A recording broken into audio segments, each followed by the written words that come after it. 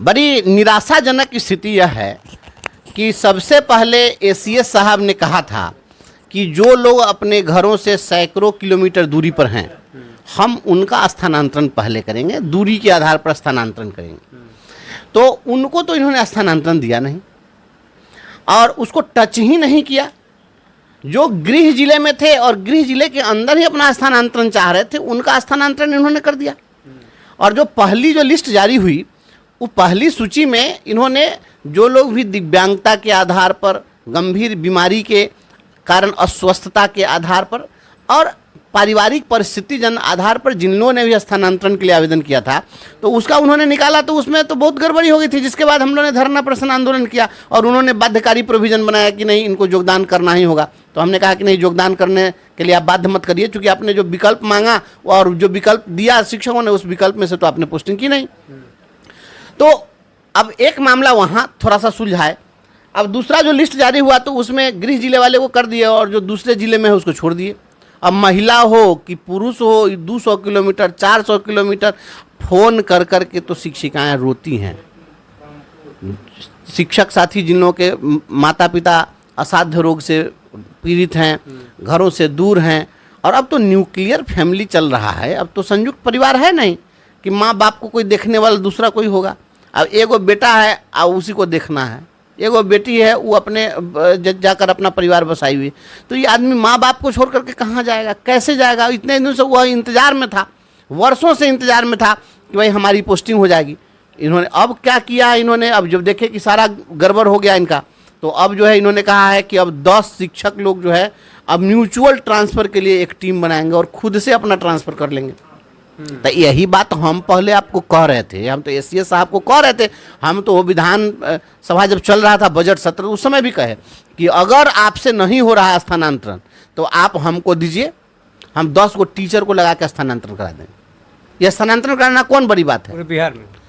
अच्छा, इसमें तो सिंपल सी बात है, जरा समझिए, इस सिस्टम को समझिए।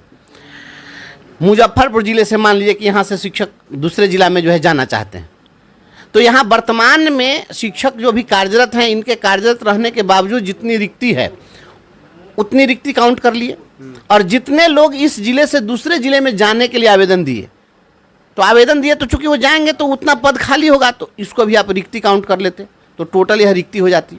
और ऐप आपके पास है, उस ऐप पर जितने लोगों ने आवेदन दिया कि हमें मुजफ्फरपुर जाना है तो वो संख्या आप देख लेते कि कितने लोग मुजफ्फरपुर जाना चाह रहे हैं। तो जितने लोग मुजफ्फरपुर आना चाह रहे थे और जितनी यहाँ पर पहले आपके पास रिक्ति है उसके अकॉर्डिंग आप लोगों को यहाँ पर दे देते। इसके बावजूद अगर कोई बच जाता है जिसको आप नहीं दे पाते, रिक्ति अगर नहीं होती, तो आप संबंधित शिक्षक को ऐप पर बस सूचना दे देते कि भाई हम मुजफ्फरपुर में आपको स्थानांतरण देने की स्थिति में नहीं है, कोई और निकटवर्ती विकल्प हो तो ले लीजिए। तो इस प्रकार से आप कर सकते थे। इसमें कौन सी बहुत बड़ी क्रोनोलॉजी है जिसको समझने की जरूरत है? रिक्तियों का निर्धारण करना, उस जिले में पोस्टिंग करना, ये कोई बहुत बड़ी बात तो थी नहीं। इसमें तो अब अहम भूमिका जिला शिक्षा पदाधिकारी का भी होगा। जिला शिक्षा पदाधिकारी इसमें क्या करेंगे? वो माथा पीट के अपना मर जाएंगे, कुछ नहीं होगा। ये अब तो 10 को टीचर जो है अब खोजना है, तो 10 को टीचर कहाँ से खोजेंगे कि अब मान ले किसको मुजफ्फरपुर आना है, अब यहाँ का टीचर उस सैटेलाइट लगा के खोजेगा, कहाँ से खोजेगा? वो दूरबीन है, कोई अंतर्जामी है, कुछ ऐसा कोई AI ऐप है आपके पास में कि वो डिटेक्ट कर लेगा कि वो कौन टीचर हमारी जगह पर आना चाहता है, जहाँ हम जाना चाहते हैं वहाँ पर वो पद स्थापित है, तो कुंडली मिलान करेंगे। अभी कुंडली मिलान करने से ही ट्रांसफ़र होगा। तो ये तो क्या कहा जाएगा इसको? ये तो बुझिए कि लोगों की उम्मीदों पर पानी फिर गया है। और जितने भी हमारे शिक्षक साथी जो दूर दराज थे, 200 किलोमीटर दूर, हमारे पास फ़ोन आता है, सिवान की शिक्षिका है, वो पोस्टेड है पूर्णिया में। अब बताइए कि वहाँ से वो यहाँ आना चाह रही है। सुपौल में यहाँ की शिक्षिका कार्यरत है, वो कल आई हुई थी हमारे पास में। अब बताइए कि सुपौल में कार्यरत है, उसको मुजफ्फरपुर आना है, उनको कैसे पता चलेगा? अब कैसे समझेगी कि यहाँ पर कौन आदमी जो सुपौल जाना चाहता है? कैसे सिवान में किसी को पता चल जाएगा कि हम वहाँ के आदमी को पूर्णिया जाना है? तो क्या लगता है कहीं ना कहीं जो है शिक्षकों के ट्रांसफर पर देरी हो रही है, जानबूझ के मामले को जो मटराया जा रहा है? देखिए, हम तो एसीएस साहब को दोष नहीं देंगे कि जानबूझ के ऐसा नहीं कर, हम नहीं समझ रहे हैं कि वो जानबूझ के कर रहे हैं। लेकिन मेरा कहना है कि आप कभी कभी बैठाइए ना भाई, आपको दिक्कत है तो बैठाइए कुछ एक्सपर्ट लोगों को। कभी कभी क्या होता है कि हमारे जैसे एसीएस साहब हैं, तो एसीएस साहब हमारे बहुत, हम उनके नियत पर कोई सवाल नहीं खड़ा कर सकते हैं। वह अच्छे नियत के साथ इन्होंने प्रक्रिया शुरू की थी, एक पैसा कोई लेन देन का धंधा नहीं हुआ, जो ही जितना हुआ वो साफ सुथरा हुआ। लेकिन ठीक है, मैंने नेक नियत हो, साफ सुथरा भी हो, लेकिन हमारा कहना है कि हम बहुत धर्मराज युधिष्ठिर हो जाएं, काम किसी का कुछ हो नहीं तो वो भी तो बेकार हो गया। तो कुछ सिस्टम ऐसा बनाइए आप कि आपको एक्सपर्ट लोगों को बैठाना चाहिए। कभी शिक्षक प्रतिनिधियों को ही बैठा लेते। कभी कभी होता क्या है कि हमारे एसीएस साहब हैं, शिक्षा विभाग के भी अपर मुख्य सचिव हैं, माननीय मुख्यमंत्री जी के भी प्रधान सचिव हैं, संसदीय कार्य मंत्रालय के भी वो प्रधान सचिव हैं। तो कई विभागों की जवाबदेही है और इतने बड़े लार्ज स्केल पर इनको काम करना है। तो चाहिए था इनको कि कुछ लोगों को बैठाना चाहिए, बैठा करके इसमें राय मशविरा कर लेते। ऐप है तो क्या ऐप को जिला स्तर पर कंट्रोल करने के लिए नहीं दिया जा सकता है? जिला स्तर पर भी तो कंट्रोलिंग दिया जा सकता है, कौन लोग चाह रहे हैं, कौन लोग नहीं चाह रहे हैं। तो ऐसा किया जा सकता था। अब आप टीचर को आप दे रहे हैं कि टीचर खुद दे अपना ट्रांसफ़र कर ले, तो यूनिक है भाई, हम अपना स्थानांतरण हम अपने कर लेंगे, ये कैसे हो सकता है? तो ये इस तरीके से हमारे जो भी साथी हैं बहुत परेशान हैं। और एसीएस साहब से हम कहना चाहते हैं, आपके इस चैनल के माध्यम से हमें कहना चाहते हैं कि एसीएस साहब, आप शिक्षकों की आखिरी उम्मीद हैं, आपसे बड़ी उम्मीद है शिक्षकों को, और आप बहुत नेक दिल से इस काम को कर रहे हैं। हम आपके नियत पर 1% भी कोई सवाल खड़ा नहीं कर सकता है। जो करता है तो हम काउंटर करते हैं कि नहीं, आप एकदम बहुत बढ़िया ढंग से आप जो है कोशिश कर रहे हैं, बेहतरीन कोशिश है, लेकिन स्थानांतरण का लाभ दे दीजिए। जब रोने लगती है ना कोई बहन बेटी, कल ही एक लड़की आई थी, अब कुमारी लड़की है, सुपौल में है, अब आकर के मेरे सामने रोने लगी। तो उस समय में बहुत अंतरात्मा झकझोरने लगता है। और हमसे भी हमारे लोगों को उम्मीद है कि भाई हम उनकी आवाज़ बनकर खड़े हैं तो आवाज़ हम उठाते रहें। तो हमको कोई शौक़ नहीं लगा कि हम चिल्लाएं, हमको कोई शौक़ नहीं है कि हम हल्ला करते रहें। हम चाहते हैं कि हमारे जो भी भाई बहन हैं उनको सहूलियत दे दीजिए। चूँकि आप नहीं दीजिएगा, विधानसभा का चुनाव है, चुनाव जैसे ही चुनाव का नोटिफिकेशन हो जाएगा, कहानी समाप्त हो जाएगी। तो जो जहाँ है फंसा हुआ वहीं पर रह जाएगा। कई शिक्षिकाओं ने और शिक्षकों ने तो कहा कि हम नौकरी छोड़ देंगे।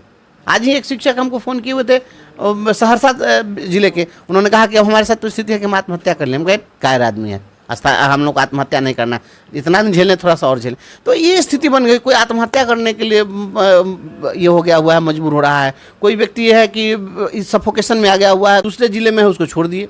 अब महिला हो कि पुरुष हो, 200 किलोमीटर 400 किलोमीटर फ़ोन कर कर के तो शिक्षिकाएँ रोती हैं। शिक्षक साथी जिन लोगों के माता पिता असाध्य रोग से पीड़ित हैं, घरों से दूर हैं, और अब तो न्यूक्लियर फैमिली चल रहा है। अब तो संयुक्त परिवार है नहीं कि माँ बाप को कोई देखने वाला दूसरा कोई होगा। अब एगो बेटा है और उसी को देखना है, एगो बेटी है वो अपने जाकर अपना परिवार बसाई हुई। तो ये आदमी माँ बाप को छोड़ करके कहाँ जाएगा, कैसे जाएगा? इतने दिनों से वह इंतज़ार में था, वर्षों से इंतज़ार में था कि भाई हमारी पोस्टिंग हो जाएगी। इन्होंने अब क्या किया, इन्होंने अब जब देखे कि सारा गड़बड़ हो गया इनका, तो अब जो है इन्होंने कहा है कि अब 10 शिक्षक लोग जो है अब म्यूचुअल ट्रांसफ़र के लिए एक टीम बनाएंगे और खुद से अपना ट्रांसफ़र कर लेंगे। तो यही बात हम पहले आपको कह रहे थे, हम तो एसीएस साहब को कह रहे थे। हम तो विधान सभा जब चल रहा था बजट सत्र, उस समय भी कहे कि अगर आपसे नहीं हो रहा है स्थानांतरण तो आप हमको दीजिए, हम 10 को टीचर को लगा के स्थानांतरण करा देंगे। यह स्थानांतरण कराना कौन बड़ी बात है? पूरे बिहार में।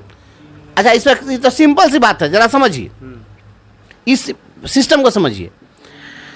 मुजफ्फरपुर जिले से मान लीजिए कि यहाँ से शिक्षक दूसरे जिला में जो है जाना चाहते हैं, तो यहाँ वर्तमान में शिक्षक जो भी कार्यरत हैं, इनके कार्यरत रहने के बावजूद जितनी रिक्ति है उतनी रिक्ति काउंट कर लिए, और जितने लोग इस जिले से दूसरे जिले में जाने के लिए आवेदन